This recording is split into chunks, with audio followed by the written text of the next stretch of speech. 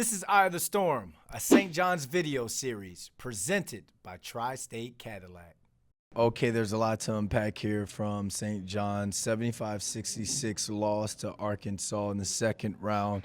Brendan London here, joined by our New York Post basketball, NCAA basketball writer, reporter, Zach Braziller. You followed St. John's throughout the year, heartbreaking loss. I guess just give us your thoughts on why the Johnnies weren't able to advance. You know, they kind of ran into a bad matchup, a really big athletic team that nullified a lot of their strengths. You know, they really struggled finishing off their plays in the paint, which has kind of been a strength all year. Couldn't hit a three. They were 2 of 21, 2 from 3, shot 28% from the field.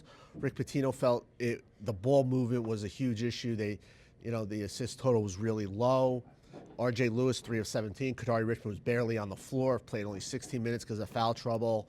I think the end of that first half was huge. You know, they had the momentum. They had a 4-point lead, and then they kind of go into a drought. Arkansas scores the final 7 points of the half, and St. John's all year has been a team that really finishes off halves well, and I think that was a big momentum turn in this game. And then they find themselves down 13 points early in the second half and had to scrape back just to get within 2. Arkansas head coach John Calipari says that if they hit, talking about St. John, if they hit a couple shots, then they win this game. Why wasn't St. John's able to hit those shots? Look, it's just, you know, one of those things. The ball didn't go in. Shooting's been an issue all year. It's not a strength of this team.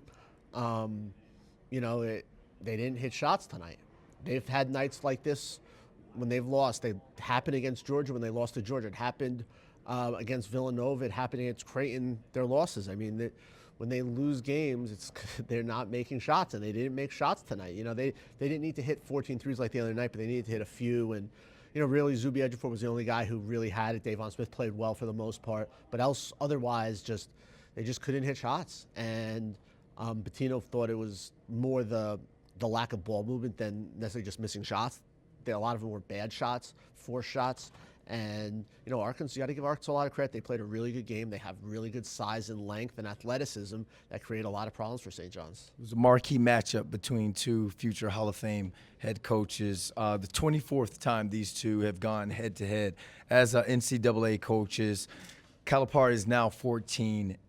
Neither coach kind of mentioned each other in the post-game press conference, but what did you think about the head-to-head matchup in terms of the coaching? Yeah, it was a fun chess match. You know, 2 all-time great coaches and 2 coaches that have had very different years. Pitino's obviously had a great year with this St. John's team. Calipari, Arkansas has been up and down, but it's a very talented Arkansas team as we saw today. And they're a team now that goes to the Sweet 16 and I think can keep going. I mean, they're big, they're athletic. Now you have Boogie Flan back and he's playing well. They come out of the rugged SEC, and you know, I'll tell you this: that was not a 10 seed I saw out there.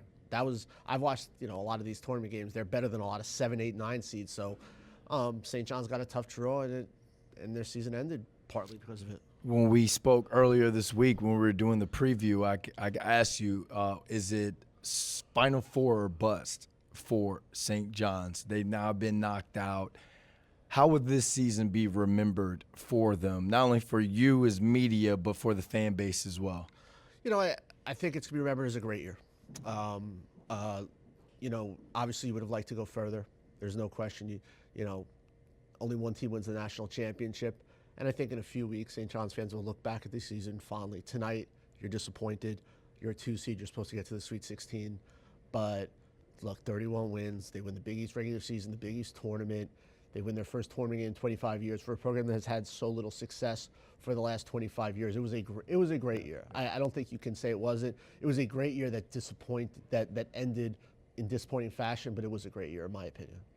Transfer portal opens Monday. Today's Saturday. We saw the success that Rick Pitino was able to have in the portal last year. Do you think he can replicate that type of success and bring in some of the top players as he was able to do last offseason? Yeah, look, they're going to go out and they're going to get probably 3 or 4 really good players. Zuby Ejiofor will be back. R.J. Lewis is a question mark. I think he'll probably test the NBA draft waters, and we'll see what happens there. But, yeah, they're going to go out and they're going to get really good players, and I expect them to be a really good team next year. I think they're going to be a little different. They're going to look to be a better shooting team. Look for really good athletes, obviously. Those are two areas that Arkansas was a little more athletic than them and had more size. But yeah, it'll be interesting to see what they do, but I expect them to be very busy. All right. Thanks, Zach. All right.